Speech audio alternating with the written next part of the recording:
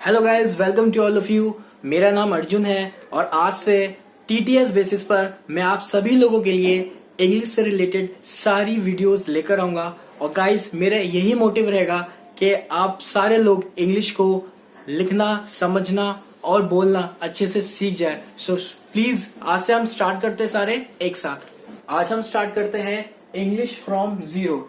अभी English from zero क्या है, टेंशन मत लीजिए, ये कोई टॉपिक नहीं है, ये एक कंसेप्ट समझाने का मेरा एक तरीका है कि हम जो भी इंग्लिश आज से शुरू करेंगे वो जीरो लेवल से करेंगे। मतलब इंग्लिश स्टार्ट कैसे होती है, जब भी हम इंग्लिश बोलने पर आते हैं या इंग्लिश लिखने पर आते हैं, हमारी माइंड में सबसे पहले कौन सी चीज आती है। ऑब्वियसली हम सबसे पहले कोशिश करते हैं कि जो भी चीज हमारे सामने हिंदी में है हम सीधा सीधा उसका ट्रांसलेशन करने की कोशिश करते हैं। सो गाइज, मैं आप सबको आज ये बता देता हूँ कि ये जो हमारा कंसेप्ट है ये बिल्कुल रॉन्ग हो जाता है, क्योंकि इंग्लिश को कभी भी आप ट्रांसलेट करके नहीं लिख सकते। आपको हमेशा इंग्लिश लिखने के लिए, इंग्लिश समझने के लिए और इंग्लिश बोलने के लिए जो चीज सबसे इंपॉर्टेंट है वो होना चाहिए इंग्लिश के लॉजिक प्लस इंग्लिश के कंसेप्ट को क्लियर करना। आइए जान लेते हैं। आज का टॉपिक शुरू करने से पहले मैं आप सभी लोगों से रिक्वेस्ट करता हूं कि प्लीज 3 पॉइंट अपने दिमाग में हमेशा रखना। अगर आपके माइंड में ये तीनों चीजें होंगी तो कभी भी आप इंग्लिश बोलने में, लिखने में और समझने में कभी भी गलती नहीं करेंगे। सो आइए देख लेते हैं वो 3 पॉइंट्स है क्या। सो हमारा जो फर्स्ट पॉइंट है वो है अंडरस्टैंड द कंसेप्ट। अब ये कंसेप्ट क्या है? इंग्लिश का कंसेप्ट सेम वैसे ही कंसेप्ट आपका चलेगा जैसे आपके बाकी के सब्जेक्ट में अलग अलग आप टॉपिक्स में कंसेप्ट समझते हो, ठीक है।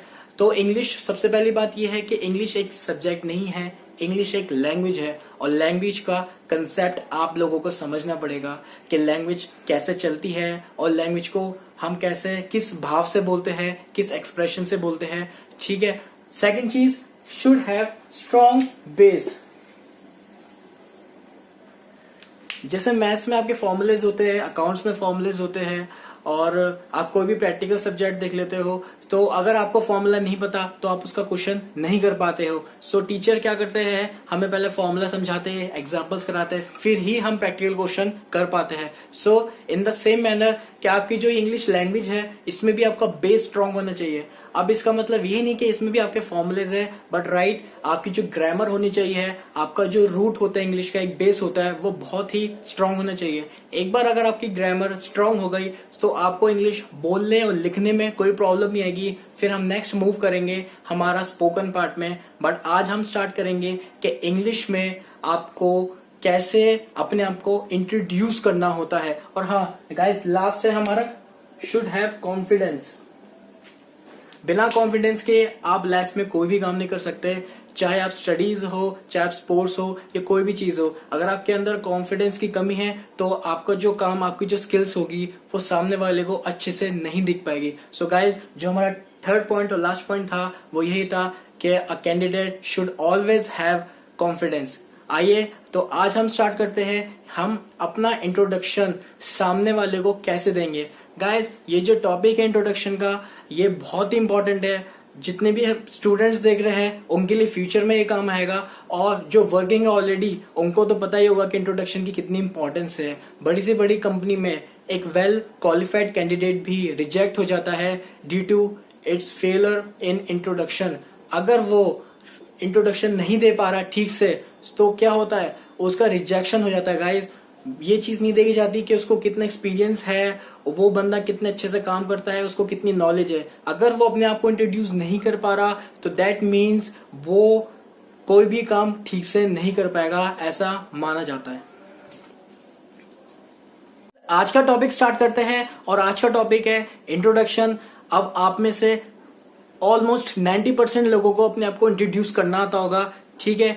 पर बात यह आती है कि हम जो इंट्रोडक्शन में अपने बारे में जितना बता रहे हैं क्या उतना सफिशिएंट है, क्या हम उसको ज्यादा तो नहीं बता रहे, क्या हम उसको कम तो नहीं बता रहे। इंट्रोडक्शन के लिए काफी पॉइंट्स होंगे जो आपके माइंड में कंफ्यूजन क्रिएट करते होंगे कि इंट्रोड्यूस करते वक्त आप लोगों को कितनी चीजें बतानी है। तो गाइज देखिए, जैसे हमारी ऑडियंस में अलग अलग प्रोफेशंस के लोग हैं, हमारे ऑडियंस में स्टूडेंट्स बहुत हैं, हमारे प्रोफेशन में वर्किंग वाले भी है, हाउसवाइफ्स भी है, ठीक है, सीनियर सिटीजन्स भी है। तो गाइज आप ये देखिए कि आप जब भी किसी को इंट्रोड्यूस करें तो आपको अपने लेवल के हिसाब से अपने आप को इंट्रोड्यूस करना है, ठीक है। जरूरी नहीं कि हम उसको लिमिट से ज्यादा ही बता दें जितना जरूरी नहीं है, या जितने जरूरत है हम उसको उतना भी ना बताएं। तो गाइज ये देख लीजिए कि इंट्रोडक्शन के टाइम कुछ इंपॉर्टेंट पॉइंट्स आपके माइंड में होने चाहिए। पहला चीज कि जब भी हम अपना नेम बताएंगे तो कौन सा करेक्ट सेंटेंस हम अपने नेम में यूज करें। तो गाइज देख लेते हैं, आपके सामने 3 सेंटेंसेस है with fill in the blanks, वो हम बाद में डिस्कस करेंगे। पहले आप ये देख लीजिए कि जब भी आप अपना नाम बताते हो इंट्रोडक्शन में सबसे पहले, तो 3 तरह के सेंटेंसेस हमेशा आपको कंफ्यूज करते हैं और आपको ये तीनों ही अपनी अपनी जगह इस वक्त भी सही लग रहे होंगे। तो गाइज एक बार ये हम डिस्कस कर लेते हैं। आई एम, अब आप किसी को भी सेंटेंस बोल रहे हो आई एम और यहाँ पे अपना नाम डाल दे, सपोज एक्स वाई, मान लो अपना ही नाम डाल देता हूं मैं, आई एम अर्जुन। यहाँ पे डाल दिया मैंने my name is Arjun and the last one is my self, और यहां डाल देता हूं मैं अर्जुन। अब गाइस देखिए ये तीनों सेंटेंसेस आपको सही लग रहे होंगे कि ये भी यूज कर सकते हैं, ये भी कर सकते हैं, ये भी कर सकते हैं, पर क्या ये ग्रामेटिकली सही है? क्या ये आज के टाइम पे भी बोले जाते हैं? क्या इनका अच्छा इम्पैक्ट सामने वाले पे पड़ेगा, हाँ या ना? अभी हम देखते हैं। तो गाइस पहले हम देख लेते हैं, अगर आप ये यूज करते हो आई एम और आपने अपना नाम बताया, सो गाइज ये जो अप्रोच है ये बहुत पुरानी हो गई है, ठीक है। तो आई एम और फिर आप अपना नाम अगर यूज करते हो तो ये आज ज्यादा इम्पैक्टफुल नहीं है, ज्यादा अच्छा इंप्रेशन नहीं पड़ता है। तो गाइज मैं आप लोगों को बोलूंगा कि आप इस वाले का यूज ना ही करें। आपको एक पैटर्न अपने माइंड में ऐसा रखना इंट्रोडक्शन के लिए कि जब भी कोई इंसान आपसे पूछे tell me about yourself, okay, introduce yourself, ठीक है, tell me something about yourself, तो आपके माइंड में ऐसे ऐसे पॉइंट्स आने चाहिए कि आपको बिल्कुल भी टाइम ना लगे और आपको उसका आंसर बिल्कुल एक प्रिसाइज मैनर में दे दे। गाइस नेक्स्ट सेंटेंस है हमारा my name is Arjun. Okay, अब देखिए गाइस जो आपका नेक्स्ट सेंटेंस है माई नेम इज अर्जुन, ये गाइस बिल्कुल परफेक्ट है और आज के टाइम पे हम इसका बहुत यूज करते हैं, ठीक है। आप जब भी किसी को इंट्रोड्यूस करें तो आप सबसे पहले यही बोले my name is this, my name is this, ठीक है। सो इंट्रोडक्शन के टाइम पहला जो सेंटेंस जो ग्रामेटिकली भी ठीक है और जो आजकल के टाइम पे बहुत पॉपुलर चल रहा है वो है माई नेम इज दिस। और गाइस थर्ड वन भी देख लेते हैं। अब आपको पता लगी गया है कि ये जो मिडिल वन है ये वाला जो सेंटेंस है ये करेक्ट है और मोस्ट पॉपुलर भी है। गाइस फिर भी एक बार हम देख लेते हैं। आप लोग ये सोच रहे होंगे कि ये माई सेल्फ भी सही होगा। सो गाइस आप ये देख लीजिए कि माई सेल्फ एक खुद में ही टॉपिक है। हम बोलते हैं tell me about yourself, तो आप माई सेल्फ आप अपने बारे में बता रहे हो, ठीक है। तो आप अगर ऐसा बोलते हो माई सेल्फ अर्जुन, मतलब मैं खुद, इसका जो एक प्रिसाइज मीनिंग करेगा मैं आपको नेक्स्ट वीडियो में बनाऊंगा कि माई सेल्फ के बाद आपका नाम लगना क्यों गलत हो जाता है। क्योंकि माई सेल्फ, पहली बात तो ये है कि माई सेल्फ एक नाउन है और नाउन के बाद नाउन नहीं लगता। अगर आप माई सेल्फ के बाद अपना नाम लगा रहे हो तो वो क्या हो जाएगा, नाउन के बाद नाउन, तो वो ग्रामेटिकली गलत हो जाएगा। आपको मैं नाउन, प्रोनाउन, एडजेक्टिव ये सब मैं धीरे धीरे करके बताऊंगा। फिलहाल आप अपने माइंड में बस इंट्रोडक्शन बिठा लो कि जब भी आपसे कोई इंसान पूछेगा tell me about yourself, तो आप अपने आप को इंट्रोड्यूस कैसे करोगे और आप उसको भी बताना कि आपका ये सेंटेंस सही है तो क्यों है, और ये जो सेंटेंसेस ये वाला और प्लस ये वाला गलत है तो क्यों गलत है। तो ऑब्वियसली ये बहुत ओल्ड अप्रोच हो गई है, सबसे पुरानी अप्रोच है। और जो ये वाला माई सेल्फ ये आपका ग्रामेटिकली गलत है, वो इसलिए क्योंकि माई सेल्फ अपने आप में ही एक नाउन है और आपका नाम भी एक्स वाई जेड, आप कुछ भी अगर नाम लिखते हो तो वो भी अपना नाम एक नाउन है। सो नाउन के बाद नाउन कभी भी नहीं लगता, तो वो आपका ग्रामेटिकली गलत हो जाता है। तो गाइज आप जब भी अपना नाम बताओगे तो सबसे पहली चीज आप क्या बोलोगे, my name is this, suppose my name is Arjun. चीजें प्लेस वो जगह जहां से बिलोंग करते हो। गाइस दो इसमें कंडीशन होती है, या तो आपका होम टाउन कहीं दूर होता है या तो आपका होम टाउन वही जगह होती है जहां पे आप करेंटली रह रहे हो। सो गाइस पहली सिचुएशन में कि अगर आप दिल्ली में रह रहे हो और आपका अगर home town suppose Himachal Pradesh में है तो आप कैसे बोलोगे कि आई बिलोंग टू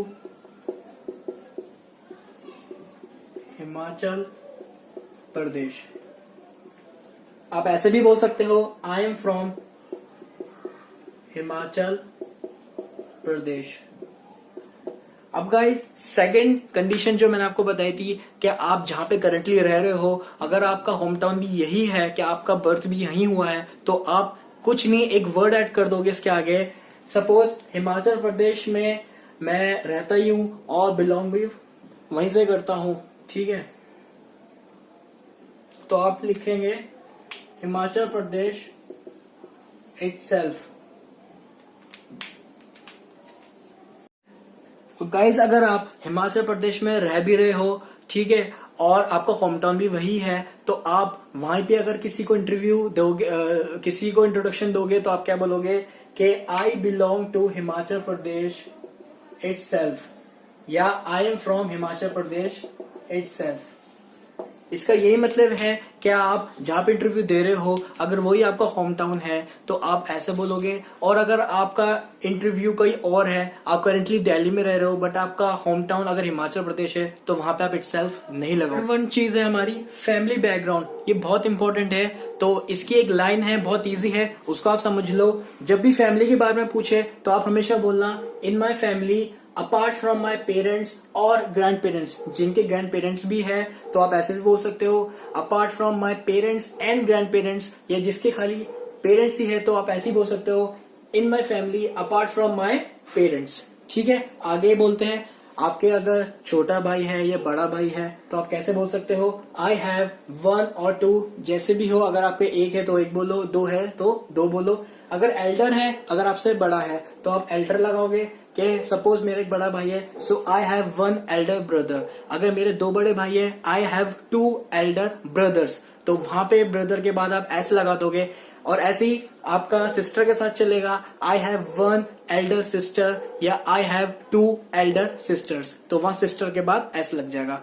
ऐसे ही आप छोटों को लिए यूज करते हैं, छोटा छोटे के लिए हम लगाते हैं यंगर। तो अगर आपका छोटा भाई है, so I have one younger brother. अगर आपके दो छोटे भाई है तो I have two younger brothers, तो वहां भी ब्रदर के बाद आप एस लगा देंगे। उसके बाद अगर आपकी सिस्टर, आपकी छोटी बहन है, तो आप कैसे बोलोगे आई हैव वन यंगर सिस्टर। और आपकी अगर एक से ज्यादा बहन है जो छोटी है, तो आप बोलोगे आई हैव टू, और अगर तीन है तो I have three younger sisters, तो वहां सिस्टर के आगे आप एस लगा दोगे। पहले क्वालिफिकेशन देख लेते हैं। फैमिली बैकग्राउंड हमने समझ लिया है, नेक्स्ट है हमारा क्वालिफिकेशन। अब गाइस आप में से जो भी स्कूल गोइंग है तो वो ध्यान रखना कि अगर आप किसी भी क्लास के अंदर हो, पढ़ रहे हो, so I am in class. Suppose अगर आप 10th में हो तो आप कैसे बोलोगे that I am in class 10। ठीक है, आप 10th या 12th आप टीएच नहीं लगाएंगे, क्यों टीएच नहीं लगाओगे, ये आपकी क्वालिफिकेशन है। तो आप जब भी बोलोगे कि मैं क्लास 6th में हूँ या 7th में हूँ या 10th में हूँ या 11th में हूँ या 12th में हूँ, हमेशा आप बोलोगे आई am in class 10, I am in class 11, I am in class 12 etcetera. Next है हमारा कि अगर आप लोगों ने ग्रेजुएशन कर रखी है तो आप सिंपली बोलो I am a graduate. Post graduation कर रखी है सो पोस्ट ग्रेजुएट। और अगर आप लोगों ने पीएचडी कर रखी है तो आई एम अ पीएचडी। तो आई एम अ करके आप इनमें से जो भी आपने कर रखा है आप वो लगा सकते हो। नेक्स्ट आता है हमारा वर्किंग एक्सपीरियंस। गाइस ये भी बहुत इंपॉर्टेंट टॉपिक है। आप लोगों पे वर्किंग एक्सपीरियंस कितना है। अब आप लोग सोचोगे अगर मैंने काम ही नहीं करा तो मैं क्या बोलूंगा। सो गाइस उसमें हम हमेशा एक लाइन बोलते हैं और वो होता है आई एम अ फ्रेशर। अगर आप पे के पास किसी भी कंपनी में काम करने का एक्सपीरियंस नहीं है, सो हमेशा आप क्या बोलोगे आई एम अ फ्रेशर। और अगर आप किसी कंपनी में काम कर रहे हो या कर चुके हो तो आप एक ही लाइन हमेशा सिंपली बोलोगे आई हैव वन और टू। जैसे भी जितने भी महीने का है, जितने भी साल का आपको हो, आप वो बोलना आई हैव वन और टू और थ्री एक्सेट्रा ईयर्स एक्सपीरियंस। ठीक है, इसके आगे आप क्या बोलोगे वर्किंग विद जो भी आपकी कंपनी का नाम है। ठीक है, सपोज मैं अगर HCL में काम कर रहा हूं, मैं क्या बोलूंगा आई हैव वन और टू और थ्री, जितना भी मुझे एक्सपीरियंस है, एक्सपीरियंस वर्किंग विद HCL। मेरी कंपनी कौन सी है HCL, या मैं काम कर चुका हूं तो मैं ऐसे भी बोल सकता हूं आई हैव वन और टू और three years experience working with HCL। ठीक है, और अगर मुझे पोस्ट भी आगे से बतानी है, ठीक है, वैसे कंपल्शन नहीं है, आप पोस्ट बता भी सकते हो नहीं भी बता सकते हो। मुझे अगर पोस्ट भी बतानी है तो मैं इसके आगे एक वर्ड लगा दूंगा एज। और सपोज मैं अगर कस्टमर केयर में हूं तो मैं क्या बोलूंगा as a customer care executive. ठीक है गाइस।